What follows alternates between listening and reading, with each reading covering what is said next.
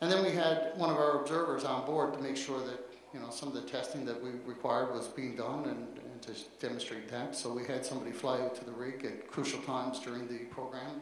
They're not on there 24/7, they didn't need to be.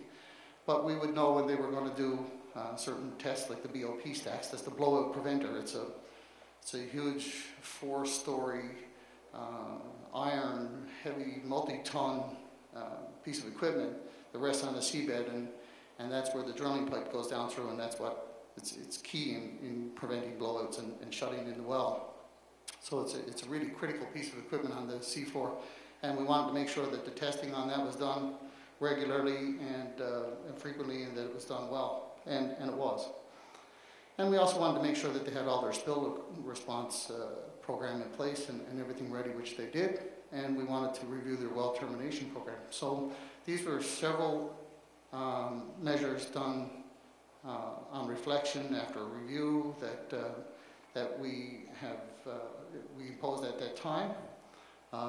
I've asked frequently, will we do that again? And it depends on each project as it comes in. We'll assess each application, and we may do this and we may not. We may do something less, we may do something more.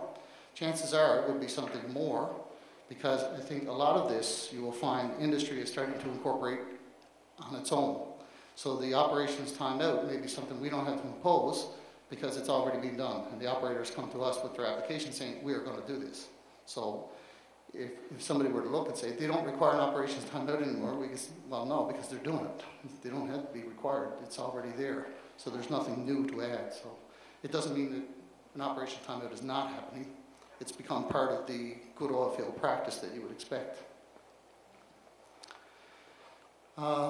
Before I put this up, I should explain that we have there are international regulators. By the way, how am I doing for time? I just want to, is Catherine around there? She'll give me a warning if I start to run out of time. We have a group of international regulators. It's an organization called the International Regulators Forum. And actually, I'll just go ahead one slide, and then I'll come back to that one. And this is a group of 9 regulators from around the world, including Norway and Great Britain, the UK, Netherlands, the United States, Australia, and several others. And we meet on a regular basis as regulators in safety to look at best practices, to look at issues in the industry, to share information, and to work towards finding better approaches to safety on a global basis. So it's a very useful organization, one that we've gotten great value out of. And we actually had a conference involving this organization in October of last year. And this was a conference in Vancouver. And we had 200 delegates from around the world, a very successful conference. We had a fantastic lineup of speakers, and we learned a lot from that. But just to go back now, coming out of that conference, we found some areas or challenges ahead that were identified for us and said, these are the areas that we want to look at on a go-forward basis as priority areas, as strategic areas that we need to address. And again, at the top, you see safety, culture, and leadership identified. Performance indicators as another area. Operator competency and capacity criteria for drilling. What is it you need from an operator? The use of standards and best practices, and BOP integrity and operational issues was identified. And these are all key areas that we feel that need to focus our efforts on as a global regulatory community over the next several years to come.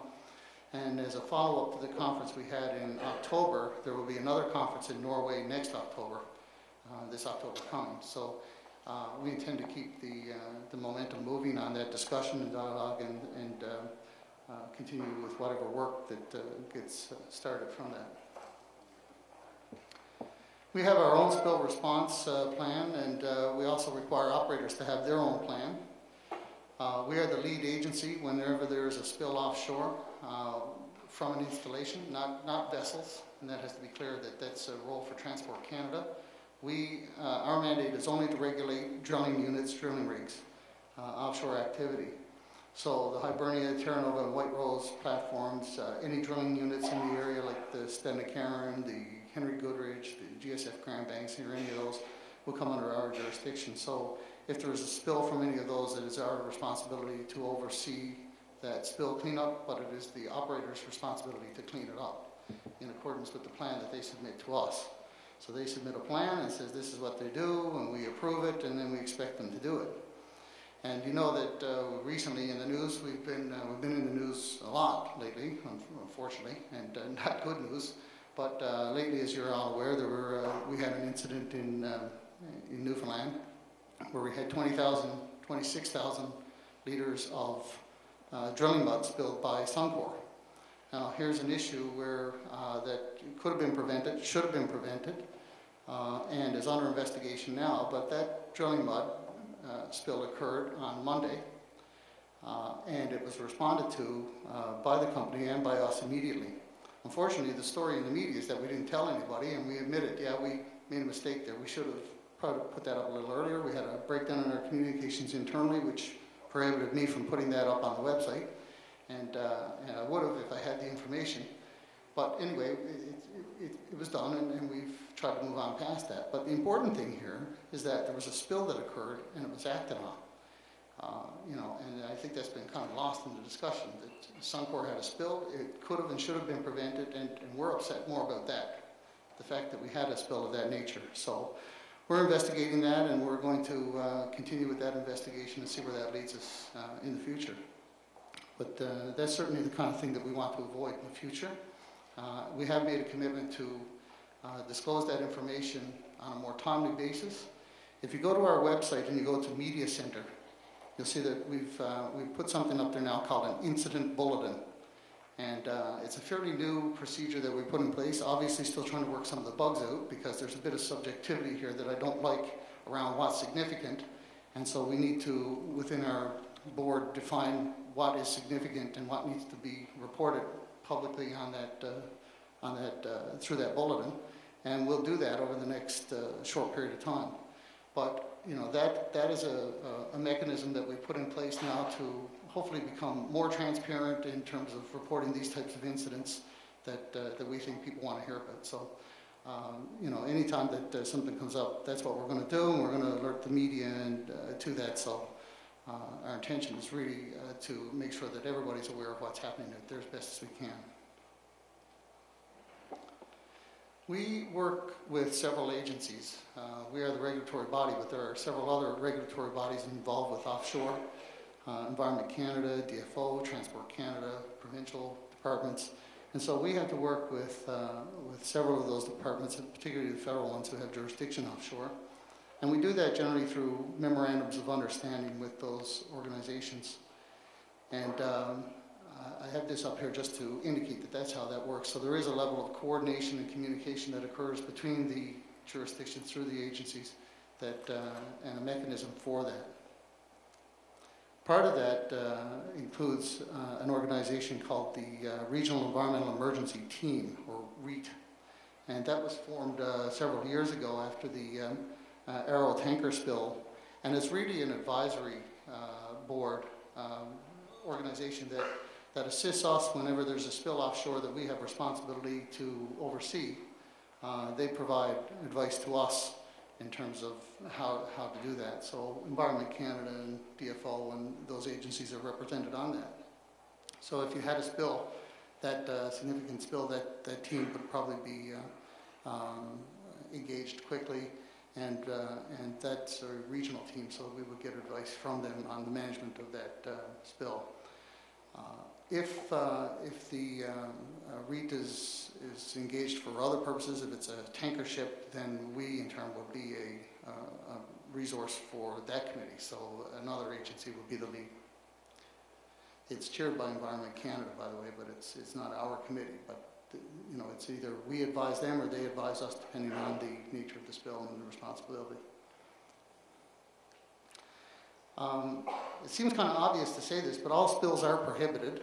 So it doesn't matter if it's 1 liter or less than a liter, it is prohibited and it has to be reported. So If half a liter of lubricating fluid is knocked off the side of the sea rose, it has to be reported to us, and it is reported to us. And that information is then put on our website. And we hold operators responsible for any financial or damages that are caused by that. So the Chief Safety Officer and the Chief Conservation Officer have certain powers here that enable them to intervene in any situation where there's a spill and we're not satisfied with the operator's response. We haven't yet, but we could, in fact, take over the operation if we needed to. So we have the ability to do that. We have the authority to do that. But so far, we've not needed to do that because, you know, if you look at the circumstances where that has occurred, and one in particular would have been the Terre-Neuve spill back in 2004, then the company was doing what it was required to do under the legislation and under their emergency response plan. So we allowed them to continue to do that, and they did. I know there's been some criticism about oil recovery, and that's a whole separate issue that I don't really plan to get into, but if the board had overtaken that, there'd be no difference in the amount of oil recovered. But the procedures that they followed and the rules that they observed were observed. There are financial responsibility requirements in the legislation. We do hold the polluter responsible. As I said, companies are responsible for environmental cleanup, and I know I talked to Richard Degagne, who will be speaking with you about some of these issues a little later, but he and I were talking as we were coming in about the board's requirements under the legislation, and we have a system in place, or legal requirements in place that companies are required to provide and demonstrate that they have $30 million up front in the event of a spill, and that has to be demonstrated to us through some financial instrument that money is there and will be used and can be used if you have a spill. So that's one requirement, and that money is also available to the board, so we can use that money as well if the operator, if we need to. Likewise, in addition to that, we have another $70 million assured through other financial instruments that can be obtained as well in the event that there's a cleanup. So there's $100 million available there. When you look at a spill the size of BP and the cost incurred in that, obviously this doesn't look like it's that much. And we've said that this is certainly an issue. This is what's prescribed in legislation, and it is perhaps an area that needs to be looked at more closely in the legislation by the governments. It's not something that we can change.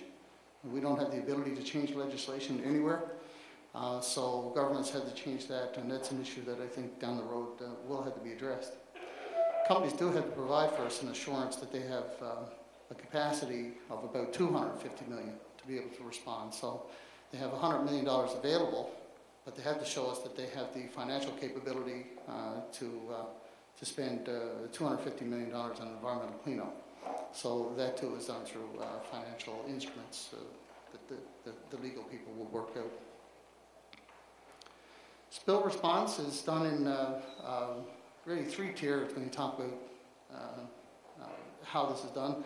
Tier 1 is the kind of response that you get when a spill occurs on a fairly small spill that would operators would engage the equipment that they have on site. So the booms and the skimmers that you would see on the supply vessels are on board the installation itself. That's employed at the time to react to it, and that is something we would refer to as a Tier 1 response. If the spill is of a size where the amount of equipment they have offshore is not sufficient, it becomes a Tier 2 response, and then they mobilize equipment that they have available in St. John's in the Dunvan's Industrial Park, and that is quickly shipped out to them to be mobilized in that effort. So that becomes a Tier 2. And then obviously something like you have at BP in the Gulf of Mexico will be a Tier 3, where you'd have to get resources from other parts of Canada and perhaps even around the world if it's something of that size. So that's the 3 tiers that we have. So just to explain how that works. Tier response is also a command and control structure, so they have an emergency response that's planned that has to be initiated. And there are rules there for communications and notifications that have to be followed.